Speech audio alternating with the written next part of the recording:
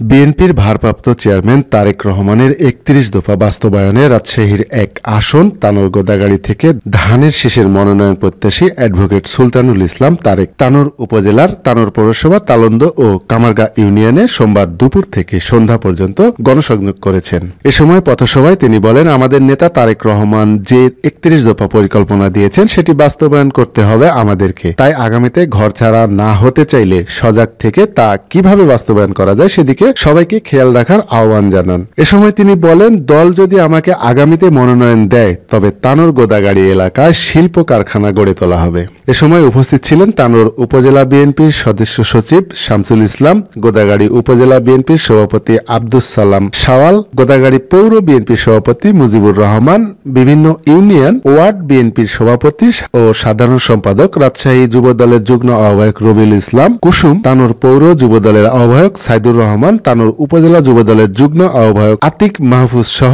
স্বেচ্ছাসেবক দল ও ছাত্র দলের নেতৃবৃন্দরা এ সময় উপস্থিত ছিলেন। আপনারা দীর্ঘ 17 বছর যাবৎ একটা কারার ভিতরে ছিলেন, বন্দী ছিলেন। আপাতত এখন বন্দী থেকে মুক্ত। এখন আপনারা আর ধানের ভুঁয়ে, গাছের তলে, গাছের উপরে, জঙ্গলে আপনাদেরকে আর ঘুমাতে হচ্ছে না। আমি আপনাদের কাছে অনুরোধ করব, আমরা আপাতত মুক্ত হয়েছি, তার মানে এই নয় বিএনপি জাতীয়তাবাদী দল এখন আমাদের ক্ষমতায় গিয়েছে।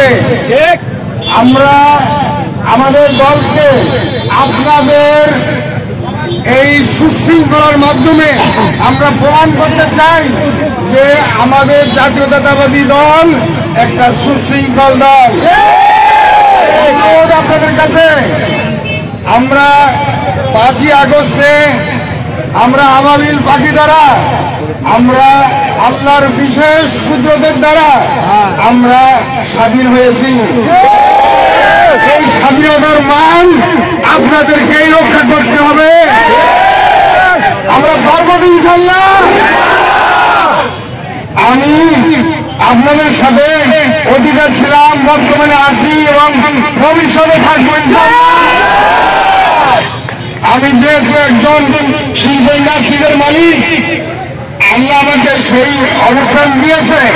আমি তানোর গোদাগাড়ী অঞ্চলে আল্লাহ যদি আমাকে মনোনয়ন নিয়ে ধানের শীষের খেদমত করার সুযোগ পেয়ে থাকি, আমি এই অঞ্চলকে শিল্পাঞ্চলে এবং কৃষিভিত্তিক অঞ্চল, আমি কৃষি শিল্পায়নের ক্ষেত্রে অগ্রাধিকার ভিত্তিতে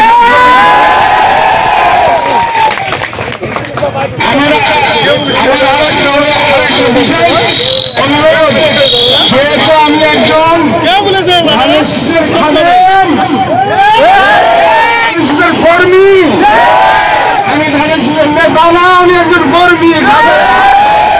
এই খাদেম হিসাবে আপনাদের কাছে আমার অনুরোধ, আল্লাহ যদি আমাকে ধানের শীষের মনোনয়ন প্রত্যাশী করে আপনারা আমার পাশে থাকবেন। আমি মনোনয়ন দেওয়ার যোগ্যতা আমার নাই। যদি ধানের শীষের মনোনয়ন অন্য কাউকে দেয়, দল যদি অন্য কাউকে দেয়, আমরা ধানের শীষ নিয়ে আমরা তার সাথে কাজ করবো।